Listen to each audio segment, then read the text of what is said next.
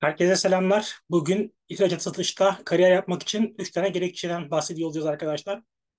Tabii burada birkaç tane noktaya değinmek gerekiyor. Bu gerekçelere, sebeplere başlamadan önce. İlk olarak şunu sorgulayabilirsiniz. Ya hani benim bölümüm çok da ihracat satışla ilgili değil. Hani niye böyle bir şeye geçiş yapayım? Ya da niye bölümümle ilgili işlere yönelmeyeyim kariyer imkanı olarak? Elbette bunu da tercih edebilirsiniz. Yani bölümünüzle ilgili işlerde gayet fark yaratmanız mümkün. Ama biz istiyoruz ki kariyer planlamasında bu süreç boyunca başka imkanları da değerlendirin. Yani olay tek boyutlu değil. Ve artık dünya genelinde mezunlar mezun oldukları bölümlerin %50 başka alanında işler yapıyor. Dolayısıyla bunu bir zorunluluk değil, bir mecburiyet değil, bir alternatif gibi düşünün. İhracat satışta kariyer yapmayı. Ve bunun akabinde bir de şöyle bir şey var. Elbette bu imkan, bu kariyer imkanı çok parlak, çok potansiyelli ama herkese uygun değil. Bunu da baştan kabul etmek gerekiyor. Yani bazıları vardır, satışa daha uygundur profil olarak. Yurt dışında birilerine bir şey anlatmaya, sunum yapmaya daha isteklidir. Elbette bu noktada o arkadaşlar için daha güzel bir imkan olabilir. Ama ben şunu iddia ediyorum ki kimse bunu doğuştan öğrenmiyor. Daha doğrusu doğuştan bu şekilde doğmamış olanlar, satışçı olarak doğmamış profildeki arkadaşlar bunu direkt silmesi gerekmiyor. Bunu söylemek istiyorum. Yani satış aslında hem doğulan bir şey, doğuştan da vardır kimilerinde ama kimileri için de öğrenilebilen bir şey olduğunu düşünüyorum. Peki niye ille de ihracat satış, niye ille de yurt dışı satış? Yani yurt dışı satışta aynı imkanları sağlamıyor mu? Belli açılardan yine getirileri olabilir. Hem maddi anlamda hem tatmin getir manevi anlamında. Ama bence yurt dışı odaklanmak, ihracat tarafında fark yaratmaya çalışmak size getirisi çok daha fazla olacaktır. Çok daha eksponansiyel bir getiri sağlayacaktır. Şimdi bu uyarıları yaptıktan sonra ilk artıyla başlayalım arkadaşlar. İhracat satışın size getireceği ilk nokta, ilk artı döviz bazlı kazanç. Şu anda Türkiye'de herhangi bir işte çalıştığınızda bu bölümünüzle ilgili olabilir ya da diğer bölümlerle ilgili olabilir. Elde edeceğiniz para hep TL üzerinden olacak ve bu uzun vadede biraz açıkçası kariyer planlamasını frenleyebilir. Burada enflasyon etkisi önemli. Bu bir başka boyut. Bunun haricinde şirketlerin karlılığı zaten daha düşük oluyor ister istemez. Buradan bir yine sıkıntı yaşanabiliyor. Dolayısıyla hep belli bir sarmalın içinde yer alıyoruz. Dolayısıyla bizim kariyer hayatımızda mümkün olduğunca döviz bazlı kazanmayı düşünmemiz ve hedeflememiz gerekiyor. Bunu sadece ihracat satış için söylemiyorum. Yani yapacağınız bölümünüzle ilgili işlerde de söylüyorum bunu. Mesela mümkün olduğunca YouTube yayınlarını ele alın. YouTube'u yurt dışındaki insanların izlemesini sağlayın. Bir şekilde altyazıyla vesaire. Ve bunun akabinde onlara bölümünüzle ilgili yurt dışı merkezli bir hizmet sağlayın mesela. Bunu geliştirebilin. Bu da bir başka imkandır. Ama ne iş yapıyorsanız yapın bir şekilde globale imza atmak, globale açılmayı düşünmek önemli. Çünkü Türkiye 80 milyonluk bir pazar, 85 milyonluk bir pazar ve bunların içinde sizin hedef pazarınız taş çatlasa 2 milyon kişi olur. Herhangi bir ilgi alanından bahsedersek. Ama bunu dünya çapında düşündüğünüzde çarpı 20 çarpı 30 olarak ele alıyorsunuz. Dolayısıyla 30 kat daha büyük bir pazara ulaşma imkanı varken ve bu parayı, bu 30 kat daha büyük insanlardan parayı döviz bazlı kazanma imkanınız varken bence arkadaşlar mutlaka bu imkanları göz önünde bulundurmaya çalışın. Ve ihracat satışta yine şöyle bir artı var ki burada aslında bir nevi hissedar gibi para kazanıyorsunuz. Yani maaş zaten veriliyor belli bir oranda ama bu genelde düşük tutulur. Onu da söyleyeyim ihracat satışta. Aslında yurt içinde de böyle ama satışın genel kariyeri bu. Ama mesela satış kariyerinde size verilen primler özellikle daha tatmin edici olacaktır. Özellikle de böyle bölümünüzle ilgili hizmet, servis, yazılım, işte ürün bunları bulup onların satışında fark yaratırsanız çünkü işin tekniğini daha iyi biliyorsunuz bölümünde okuduğunuz için. Buralarda çok daha yüksek getirilere daha kısa sürede ulaşmanız mümkün. Ama tabii burada bir noktaya da dikkat etmek gerekiyor. Yani bizim buradaki önceliğimiz sizin kısa sürede bir an önce çok büyük bir dolar işte kazanan olmanız değil. Amacımız sürdürülebilir olarak uzun vadede iyi bir kazanç yapısı, iyi bir kazanç modeli elde etmek. Çünkü şu anda arkadaşlar ne iş yapıyorsanız yapın bir şekilde yorulacaksınız ve emek sarf edeceksiniz. Yani günde 9 saat, 10 saat mesaiden bahsediyoruz. Dolayısıyla yapacağımız işlerin karşılığını almamız gerekiyor. Bunu stabil işte maaş merkezli, maaş bazlı ve belli mesai saatleri, belli görevler edinen işlerde elde etmeniz çok kolay değil. Biraz risk almak gerekiyor. Satışın riski şu. Maaşı düşük mesela. Bugün diğer birimlere bakın. Pazarlamaya, işte belki biraz daha İK'ya, üretime. Hangi birimlere bakarsanız bakın ya da işte diğer servis hizmetlerine, hepsinde maaş eksenine bakarsak satışın parası düşüktür. Saf maaş olarak. Bu bir risktir mesela. Diyebilirsin ki ben uğraşmak istemiyorum primlerle vesaire, ben sadece maaş alacağım. Ama satışta elde edilen imkanlar uzun vadede seni çok başka yerlere getirebilir. Ve döviz bazı kazancın haricinde bir de şu imkan var. Bizim hep savunduğumuz bir ilke bu. Biz diyoruz ki bir kere yaptığın bir şeyden sürekli pazar kazanmaya çalış. Nedir bu? Mesela bir video yap ve ömür boyu bunun reklamlarına para kazan. Ya da bir yazılım kodu yaz, işte ömür boyu bu kod üzerinden para kazan. Satışta da bu var. Sen bağladığın biraz var. Yani %100 değil de bir kere bağladığın müşteriyi hayat boyu sana sipariş verdirdikçe sen o şirkette kaldığın sürece prim kazanmaya devam ediyorsun. Şöyle düşün, işte Hollanda'daki X bir firmaya mal gönderdin. İşte ayda bir konteyner, iki konteyner ya da bir tır, iki tır. O müşteri her ay senden aldıkça ya da yılda iki kere aldıkça, yılda üç kere aldıkça sen her seferinde kendi primini almaya devam ediyorsun. Bu çok değerli bir imkan. Çünkü o şirketi idare etmek için ya da en azından o şirketi yeniden kazanmak için bir şey yapmıyorsun aslında. İşte ara sıra ufak hediyeler gönderirsin. Ara sıra ufak mesajlar, diyaloglar vesaire kurarsın. Müşteri memnuniyeti açısından ve hayatını devam ettirirsin. Ne oluyor? Burada o yeni dünyanın kariyer trendlerini uyguluyorsun aslında. Bir kere yapıp hep ondan para kazanmaya devam edebiliyorsun. İhracat satıştaki bir diğer kritik nokta arkadaşlar, düzenli olarak yurt dışına gitme imkanı. Bu da yine bence çok kritik ve gerçekten olmazsa olmaz imkanlardan bir tanesi. Şu anda Türkiye'de kaldığın sürece gelişme fırsatın da daha az, network'ün de daha az ve diğer boyutları da aynı şekilde belli bir skalada kalıyorsun. Bu sadece Türkiye ile ilgili değil. Yani herhangi bir ülkede sadece o ülkeye bazlı, o ülkede kalan işler yaptığın sürece gelişme imkanın, farklılaşma imkanın daha az oluyor. Bunun yerine sürekli olarak dünyanın bambaşka yerlerine gidebilme, oralardaki insanlarla, müşterilerle yeni diyaloglar kurabilme imkanı bence çok kıymetli. Bu pazar araştırması imkanıyla olabilir. Bunun akabinde işte fuarlar ya da işte diğer başka unsurlar, bütün bunları değerlendirip yurt dışında yer alma imkanını bence arkadaşlar mutlaka hayatınızın bir yerinde yer edindirin.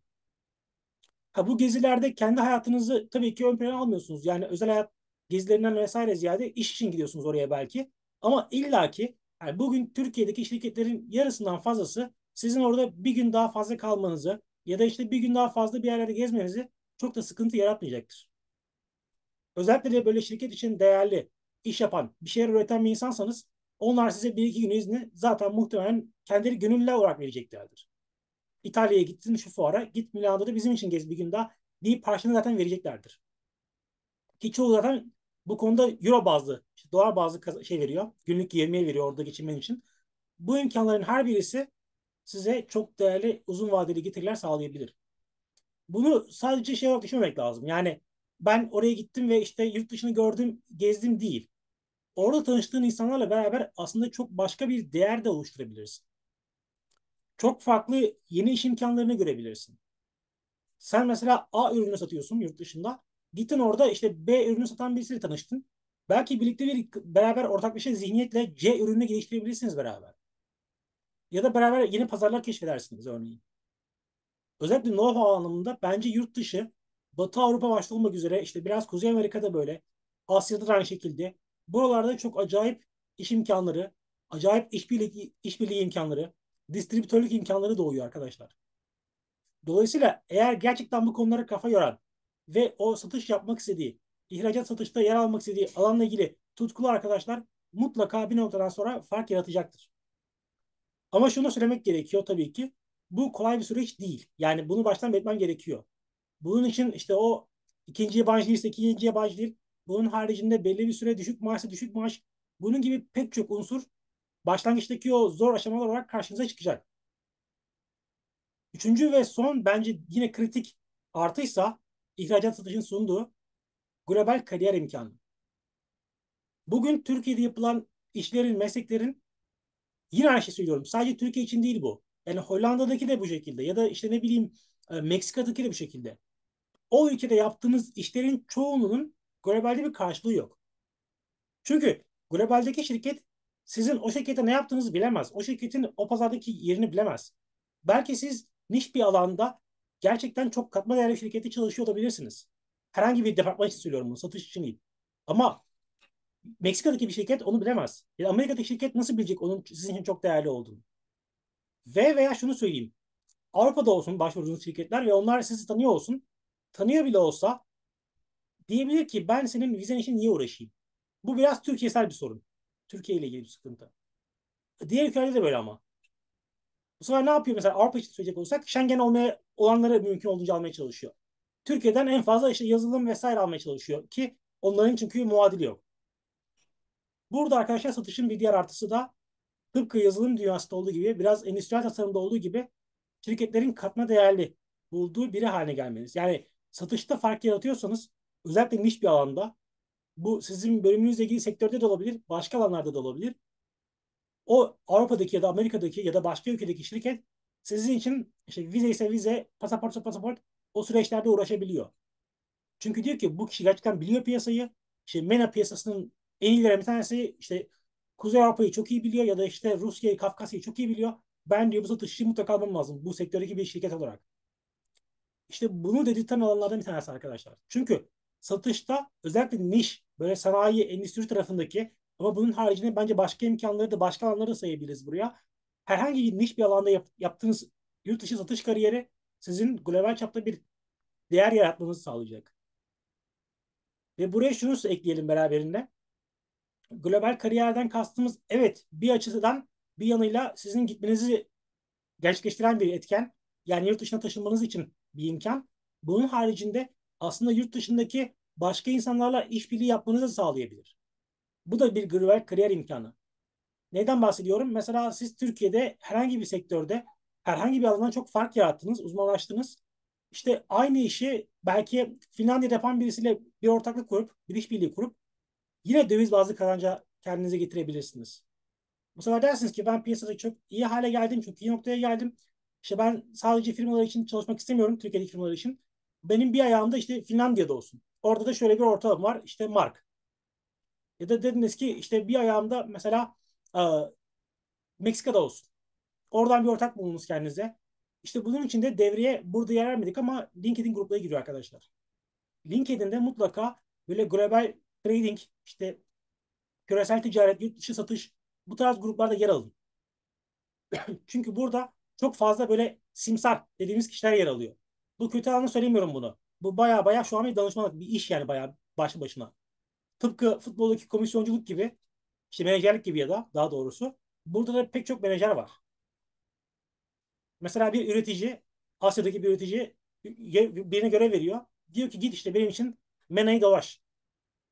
Bağımsız ama o şirkete bağlı değil mesela. Ve MENA bölgesinde işte Dubai, Abu Dhabi'de işte vesaire Cidde'de şurada burada elde ettiği bütün müşteriler üzerinden bir para kazanıyor. Ve bu danışman modeli, danışman komisyon her ne diyorsak buna giderek daha da ihtiyaç duyuluyor. Ve Türkiye'nin bence artısı şu bu noktada arkadaşlar. Türkiye'deki ürünler hakikaten dünyanın pek çok üreticisine göre çok kaliteli aslında. Bakmayın bence hakikaten çok ucuza veriyoruz. Pek çok sanayi üründe. Bunu direkt görmüş, geçmiş bilgi olarak söylüyorum sizlere. Yani aslında Türkiye'deki ürünlerin kalitesi pek çok anlamda, pek çok endüstri ürününde Avrupa ile mukayese edilecek seviyede. Ama işte orada bir marka değeri olmadığı için, bir danışman kültürü çok fazla yaygınlaşmadığı için dünya genelinde maalesef aslında Asya ülkelerinin ürünleriyle çoğu zaman aynı yerde kefe koyuyoruz. Ha tabii ki Asya'da da çok kaliteli üst seviye ürünler vardır ayrı konu. Ama onların orta alt ürünleriyle aynı seviyede kıyaslıyoruz. Sıkıntı burada aslında. Ve sizler aslında buradaki bu eksiği görüp bu eksiğe yoğunlaşarak kesinlikle çok farklı kariyer unsurlarını, çok farklı kariyer imkanlarını beraberine getirebilirsiniz arkadaşlar. Benim anlatacaklarım genel olarak bu şekilde. Bence ihracat satışı kesinlikle pek çok potansiyel barındırıyor, pek çok kariyer imkanı barındırıyor. Ama tabii ki herkes için uygundur diyemem. Bu biraz tartışmalı olur. Sizin yapınıza uymayabilir, sizin kariyerinize, beklentinize uymayabilir. Elbette buna saygı duymak lazım. Ama bence arkadaşlar bu gibi kariyer imkanlarını mutlaka düşünün. Yani bunlar üzerine biraz istişare yapın. Mümkünse bu konularda işte gidin bir şirketlerde staj yapın mesela. 3 ay, 4 ay. Bir ambiyansı görün mesela. Sistemi görün, mekanizmayı görün. Belki orada ihracat satış direkt ilginizi çekmeyecek ama o yapıdaki başka unsurlara dikkat edeceksiniz. Belki satış değil de operasyonda başka şeyler göreceksiniz kendinize ait. Bütün bunları görmek için Özellikle üniversite döneminde ve yeni mezun olduktan sonra o bir iki yıllık sürede mutlaka bunları değerlendirin arkadaşlar. Bu gibi başka değerlendirmemize verdiğimiz yeni imkanları da paylaşıyor olacağız. Önümüzdeki videolarda görüşmek üzere diyelim. Aynı şekilde son olarak şunu da söylemiş olalım. Bununla ilgili merak ettiğiniz kısımlar varsa belki es geçtiğimiz vesaire illaki onları da yorumlara yazın. Yanıtlamak isteriz. Bu konuda düşüncelerinizi paylaşmak isteriz. Eğer bu videodan beslendiğinizi düşünüyorsanız, bu video size bir şeyler kattıysa videoyu beğenip kanalımıza abone olarak bize destek olabilirsiniz. Önümüzdeki videoda görüşmek üzere arkadaşlar. Şimdilik hoşçakalın.